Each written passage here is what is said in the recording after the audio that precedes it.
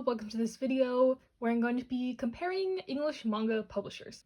Many people have DM'd me asking about Spanish manga publishers, so while I gather resources for that video, in the meantime, I figured I would compare and share my opinions on English manga publishers. Someone like the Omnibus Collector would probably be able to make a more educational video about this topic, but this is just going to be a casual chat about these publishers. Everything I talk about will be from my own experiences, and if you have any insight, feel free to talk to me in the comments. And also, if I miss any publishers, let me know, but I won't be including companies that have gone out of business, like Del Rey. So I figured I'd start with one of the most well-known publishers, Viz. Viz tends to have the big shonen series, like Demon Slayer, Jujutsu Kaisen, My Hero Academia, Hunter x Hunter, etc. But they also house many shoujo titles under their shoujo beat line, like Kimi ni Todoke, Aharu Ride, Banana Fish, etc. Since they are such a large company, in my opinion, they have the most affordable prices. A standard Viz volume is $9.99, but they also have many other styles of books, such as their signature line and some hardcover and collector's editions. Overall, Viz is kind of the one-stop shop for most popular series, especially ones in the Shonen Jump magazine, and Viz also has an app in partnership with Shonen Jump where you can read a majority of their catalog for $2 a month subscription. So they're kind of like the Netflix of manga. They own a lot of titles with pretty much something for everyone. So I wouldn't say Viz is my favorite publisher, but they're very good. They do prioritize some series over others, giving some series like a monthly release and some every other 2 months or 3 months. But they have a lot on their plate right now, and I can't blame them for things such as things being out of stock due to high demand, etc. Because of the climate we live in, I think Viz is doing their best, and I really appreciate them. So next, let's talk about Kodansha. The word that comes to mind when I hear Kodansha is jail. Kodansha owns many titles and has a large range, which includes popular titles like Attack on Titan. However, they keep some other popular series digital only, like Tokyo Revengers and Diamond No Ace. And that is kind of what prompted this video, was like the outrage over them not printing Tokyo Revengers in physical books. I won't speculate the reason, as many others have already done this, but this kind of thing puts a cloud over Kodansha. Also, the books from Kodansha that I get are the ones that tend to get damaged the most. Chipped corners and stuff are pretty common, and also when they have those omnibuses for things like Shaman King, I know that a lot of people have issues with them, like cracked spines, messed up glue, bad reading experience, etc. However, they do print some of my favorite series, like Wotakoi and the Heroic Legend of Arslan, so I can't be too mad at them. And on the topic of Kodansha, to my understanding, Vertical is owned by Kodansha, but I have found that the quality of their books are much better. I feel like Vertical prints some more experimental or less popular series, but I do enjoy every series that I do own from them, like Arca Under the Bridge and The Daily Life of High School Boys, and they also print some other things like Ajin, but their titles are a bit more expensive. I think the price is worth it though, but like I said, everything I do have from them is really high quality. There's lots of color pages, very easy to read, I haven't had a cracked spine, etc. from them. A lesser known publisher I would have to say is Denpa. Now, Denpa does not have as many series, and they're notorious for having long gaps in between their releases, but their books are always great quality. It's like the price you pay for having quality is that you have to wait forever for a new volume to come out. Like, they have colored manga, this manga with French flaps, and lots of color pages as well. Their kaiji omnibuses are also very good quality, and they recently acquired March Comes In Like a Lion, which I was really happy about, but then I realized it's going to take years for it to all be released. But beggars can't be choosers, so I'm not mad at them, just wish their stuff came out faster. Seven Seas is another publisher that I like, a bit on the pricier side, but they publish a lot of experimental series. Lots of isekai, ecchi, and LGBT+ series, but also light novels, and an assortment of seemingly random titles. I also tend to see their titles discounted a lot on places like cheapmanga.com, or people who sell overstock books on eBay, so if you see a series you want to try from them, chances are you can find it discounted somewhere. But overall, I like Seven Seas.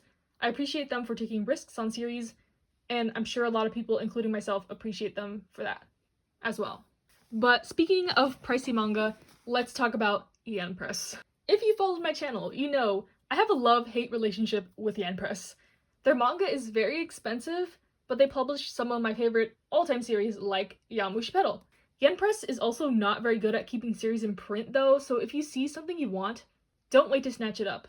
Even though I complain about them, they are another company like 7Seas that takes risks on series, like publishing lots of isekai and light novels. So I can't completely hate them for that. But I do cringe whenever I see something is printed by Yen Press because I know it will be expensive and out of stock constantly if it is popular. Like something like Toilet Bound Hanako-kun. It took me months to even be able to get the first 3 volumes. So yeah, like I said, I have a love-hate relationship with Yen Press. I don't like how they handle Yowamushi Pedal, but I'm grateful that it's even being printed and still going. There's no talks of them dropping it yet, even though they have put some volumes out of print, so I don't know if that's a good sign or a bad sign. But yeah, Yen Press is always on thin ice with me. I'm not their biggest fan, but I do appreciate them for what they do. Another one of the larger publishers is Dark Horse. They're also huge in printing Western comics as well as manga. They tend to publish some popular seinen series like Berserk, Blade of the Immortal, etc., and I actually do not own a single manga from them. They're another publisher infamous for not keeping their series in print, but recently they have been reviving some of their series in beautiful hardcover editions or omnibuses like for Gantz. Even though their series are not really stuff I'm interested in, I'm glad they can fulfill the interests of a lot of people. And speaking of a publisher that targets more of a specific demographic, let's move to Sublime. Admittedly, Sublime scares me. They are the publisher of all things yaoi and BL, and they have some very interesting titles to say the least, but they are providing content for a whole community of manga readers. I only own a few titles from them, and I don't see that changing in the future.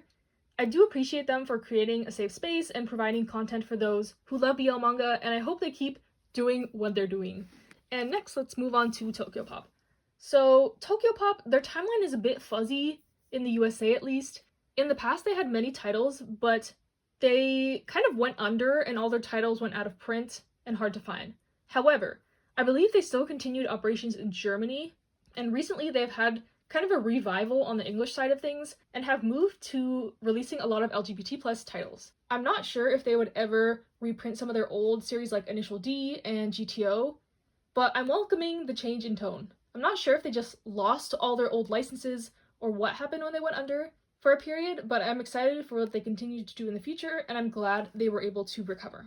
And I will say, Tokyopop should have changed their logo when they kind of revived, because I don't know anyone who actually likes this, but at least it's like iconic. You know that that's Tokyopop when you see that on a spine.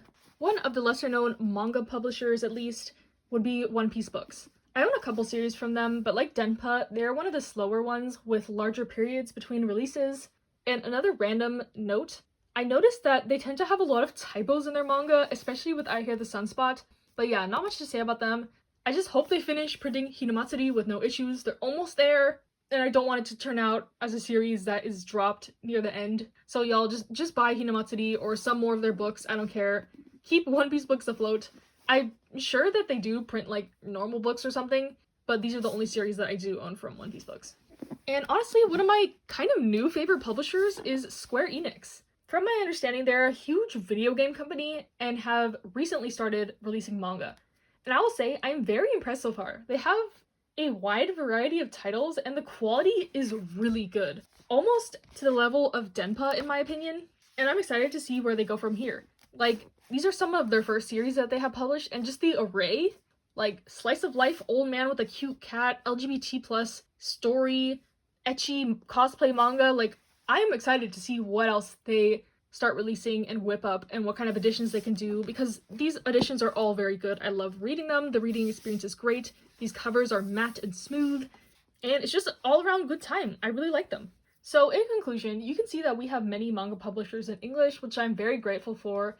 We are very fortunate to have this here, even though some things are annoying, like expensive prices and long wait times between volumes. But overall, I'm very happy with the series we do have, and I can't wait to see how the international market for manga expands in the future. Let me know what your favorite publisher is, or some series you hope to see physically in the future.